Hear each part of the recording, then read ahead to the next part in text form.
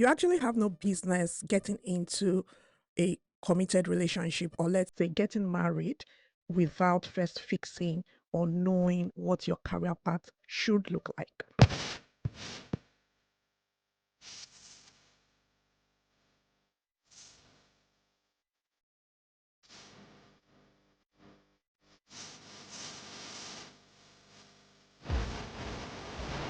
We are delving into today's topic because a significant number of people are facing these challenges. They get into a committed relationship or a marital relationship, and then they begin to fall back with a lot of issues conflicting with their chosen field of career, and then becoming moms or becoming wives.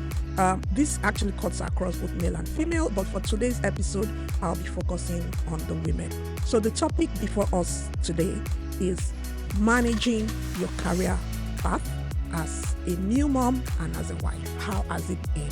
Welcome to another episode of Sparks and Blues, where we talk about lifestyle, business, and career matters. So yes, I'm talking to you today because a lot of women are coming down with challenges and are struggling significantly with how to navigate their career path. And a lot of women are losing out on having a successful career journey simply because they have recently gotten married and they have become new moms. This shouldn't actually be. And what should be the first way in resolving this issue, or not even getting into it in the first instance? For me, I think the first thing is, the Bible already says two cannot work together unless you can complete that. So yes, why exactly should you accept a proposal coming from somebody whose vision does not align with yours? I don't think women should be desperate to the extent of getting into such relationships, because the man you actually choose to spend the rest of your life with would go a long way to have serious impact on how your career would be, if your career is going to excel or if you're going to take a nosedive. So yes, when you have been, proposed to, or, meeting the man of your dream, I think you should have enough intelligence to decide if this is the person that is right for you. We shouldn't be carried away by all other things which we all want as women. I think it's important that we take a deep thought around the fact that, does his vision around my career goals align?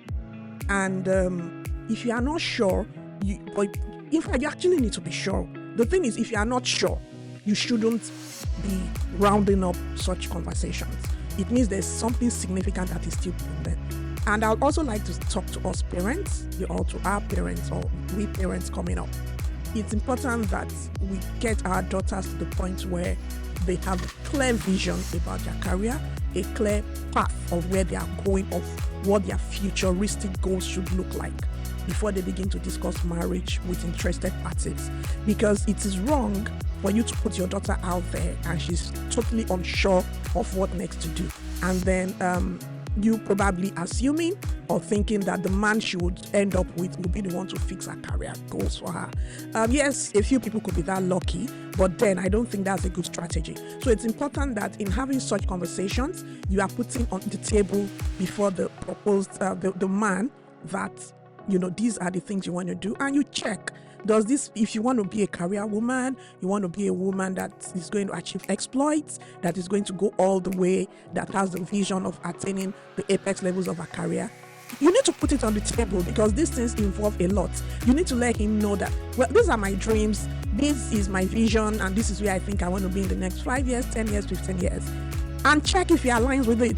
Some men just want their wives to be home managers full time, and to be maybe sit at home moms or whatever.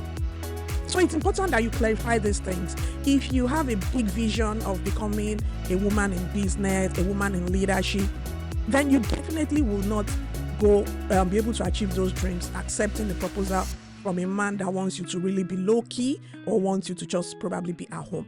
It is not wrong. That is his decision. That is what you want. But what it simply means is that you are not meant for that man. Because if you then go in, you are going to begin to have conflicts, and then that marriage is likely not going to work, or you compromise on your big dreams and then you become a sad wife and mom, which is also not the right route to go. So yes, for me, I would usually like to support this with my own story. I'm actually a woman now leading businesses, and how did I get this? While I started my career as a clinical nurse, I knew from that early stage what I wanted. I was damn sure what I wanted because I came from a background of leadership. I came from a background where I understood clearly what it meant to get to the apex levels of your career because my parents achieved that. And I had senior siblings who were also thriving in career already. So I was so sure where I wanted to be. Now, in choosing a spouse, I ended up with Sam simply because aside from the interest, which, everybody sort of cuts across for everybody, I was also sure and I could see that his dreams, his vision for career aligned with mine. And I saw that a lot of what I was dreaming about or of what I wanted to achieve, and I wasn't sure about how to really go about those things, he had already achieved them. And immediately we clicked, we became partners. I was able to gain so much. Things as easy as giving me business books to read, putting me through PowerPoint, putting me through how to write, a lot of training, which were the things he saw that I was deeply interested in. He put me through those things, how to navigate the corporate space, how to work properly in teams, and all of these things. And then, put me through because he was in leadership already at that time. So I was able to understudy him and we just aligned.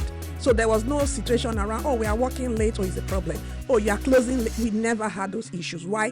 There was a clear understanding that I was chasing something, and that which I was chasing was something that he liked, he wanted. He supported me 100%, and that is why I've been able to arrive here today. So this is a typical example of what I'm talking about, because these days a lot of people approach me. I see people around talking about things like, I want to do this, I want to do that, my spouse is not happy about it. Well, for me, I think you ought to have known, if your husband is someone that doesn't like a woman that, dreams about getting to the apex levels of her career, it's not a bad thing. That is who he is. And you going into his life or partnering with him and wanting to change that, to me, I don't think it's fair. You ought to have discuss all of those things initially, and then you'll be sure that, okay, this person is not meant for me, or this person is meant for me, and then you would avoid all these conflicts and all of these issues. So I'm speaking to us women today that know what you want before you begin to discuss serious relationships. Do not ever assume that the man you marry is the person that is going to begin to tell you what to do or begin to shape in your future for you. You should bring something to the table for him to work on. You need to have a template about your life, about your future, about your dreams. And then he would see if those things align with his own dreams as well. And then, you can begin to work together as a team. Coming in to a partnership with totally different mindsets, totally different views is a recipe for failure, is a recipe for unsuccessful relationships. And I think it's important that we begin to avoid those things. That is one of the biggest things I have to say today. And another one is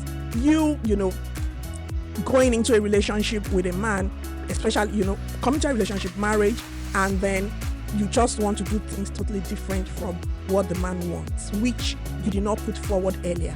So, for example, the man probably wanted a woman that is soft-spoken, a woman that is not too, ambitious, a woman that just really wants to be average.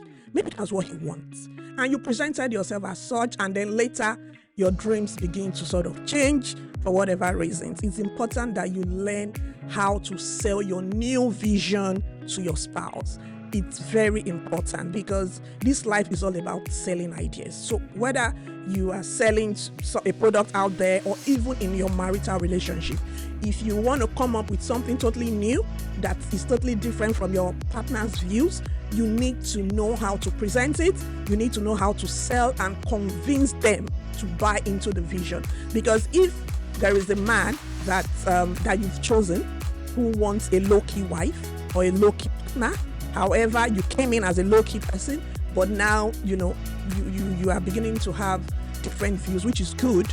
It's important that you don't begin to force it if you really appreciate your relationship, because you need to ensure that your relationship also works. So, and it's not enough from my own point of view to say, my dreams are now different from that of my spouse, and I think is not accepting it, I need to leave. I don't think that's enough. What I would rather suggest or advise is that you need to be intelligent enough to know how to present it, know how to market it, know how to sell it, and then ensure that you are convincing him to buy into the idea so that you can, have a successful reign on this new dream that you have found. Thank you so much, guys, for listening.